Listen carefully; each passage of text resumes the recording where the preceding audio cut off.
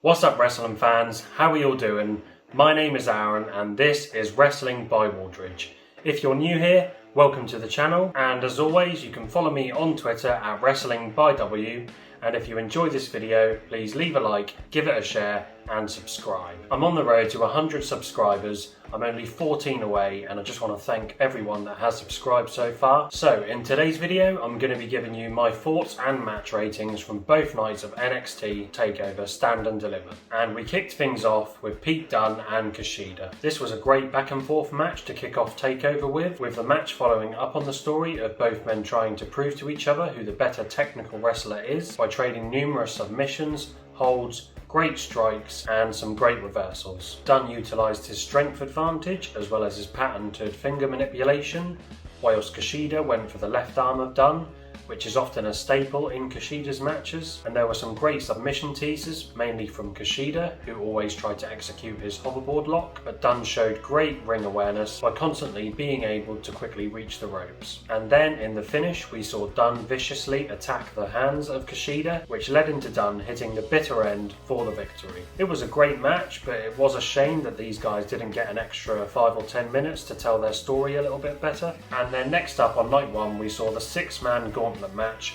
where the winner would go on to night 2 to face Johnny Gargano for the North American title. So this match was a lot of fun, it was fast paced and it featured some great spots, and I thought that all 6 competitors did their job of enhancing the overall quality of the match. Even though Leon Ruff gets a lot of stick, I do think that his selling is brilliant, and he did a great job in this match of making everyone else's offense look really good. Swerve Scott's aggression was impressive here as well, and I think he's come on leaps and bounds as a heel.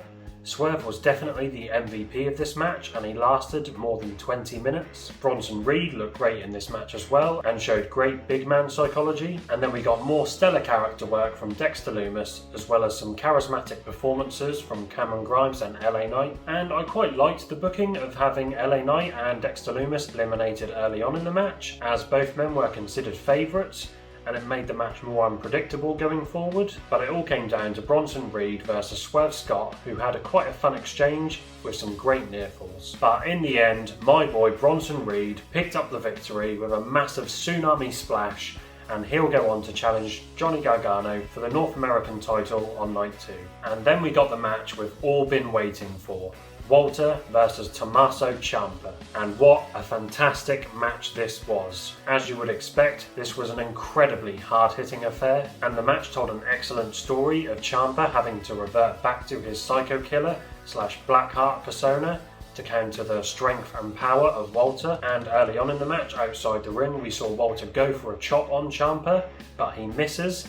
He hits the top of the announce table, cleaving it in 2 and therefore injuring his right hand. So Ciampa takes advantage, targets Walter's injured hand for the rest of the match, which nullifies the danger of Walter's chops. And Walter's selling of his injured hand was brilliant. He struggled to execute submission holds, and he was always forced to use his less effective left hand. And the finish of the match featured even more great psychology, as almost in desperation, Walter targeted the surgically repaired neck of Ciampa. He nails Ciampa with 2 power bombs, stacks him up, but Ciampa kicks out just before the 3 count. However, Walter manages to finish Ciampa off with a sleeper suplex, followed by a massive chop to pick up the victory. A slightly abrupt finish, but an absolutely fantastic match between these two. And then we got the super fun, super fast-paced match between MSK, the grizzled young veterans, and Legato Del Fantasma for the NXT Tag Team Championships. And I thought the match did lack a compelling story up until the final sequence between MSK and GYV, but it did make up for it in a boatload of awesome high spots,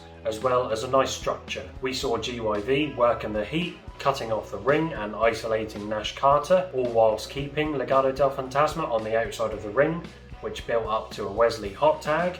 And then we saw Legato Del Fantasma take control of Nash Carter, keeping GYV on the outside of the ring, which then built up to another hot tag from Wesley. And I enjoyed the psychology of GYV attacking the injured hand of Wesley, and there was a nice submission tease where Zach Gibson gets Wesley into the Shankly gates but Legato Del Fantasma interferes to break up the pin. However, Fantasma are then taken out of the match, which leads into a final showdown between MSK and GYV, where MSK gets the better of GYV. They then execute their finishing maneuver for the 1-2-3, and MSK win the NXT Tag Team Championships. And then in the main event of night 1, we saw Io Shirai versus Raquel Gonzalez for the NXT Women's Championship. This was another great physical matchup which had a good dynamic of speed versus strength. Io Shirai showcased fantastic athleticism, whilst Raquel did an excellent job of displaying her power, and I enjoyed the story of Io Shirai needing to throw everything in her arsenal at Raquel Gonzalez in order to beat her, and obviously this became quite apparent when Io Shirai dived off the frickin' skull to hit a crossbody on Raquel, and Raquel also kicked out of a pinfall attempt after a Shirai moonsault,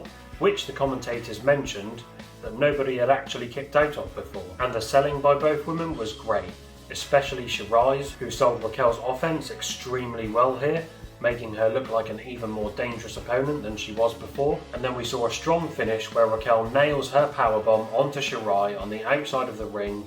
She then rolls her in, hits her with a massive lariat, then follows up with another powerbomb to pick up the victory. And Raquel Gonzalez is your new NXT Women's Champion. And it will be interesting to see whether after this match Io Shirai moves up to the main roster, but we'll have to wait and see. I thought night 1 was a very good show, with my personal match of the night being Walter versus Champa.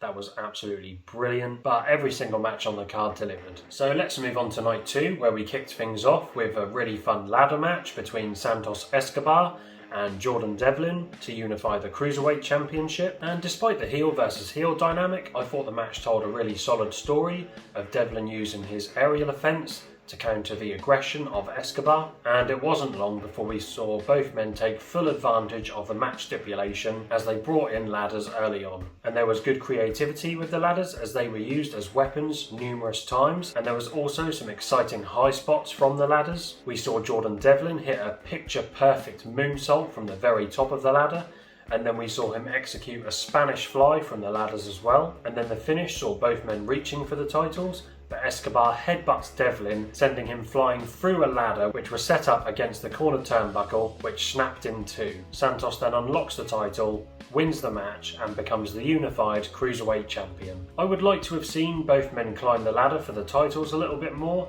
but this was still an awesome ladder match. And then next up on night 2 we had the NXT Women's Tag Team Championship match between the teams of Shotzi Blackheart and Ember versus Indy Hartwell and Candice LeRae. The match revolved around which team had the better chemistry, and there was some good tag team work in this match. Indy and Candice did a good job of isolating Shotzi Blackheart, cutting off the ring effectively in the first half of the match, which built up nicely to a solid hot tag from Ember Moon. But there were a couple of shaky moments here and there. We saw Shotzi Blackheart go for a tope suicida, but she completely missed Hartwell and LeRae, only to hit the barrier face first. But I did like how both teams used some innovative tag team maneuvers, which led into a good finish where Ember hits the double eclipse, allowing Shotzi Blackheart to hit a top rope diving senton down onto Hartwell for them to retain the NXT Women's titles. This was probably the weakest match on the show, but all four women worked very hard, and it was still a decent match which was well structured.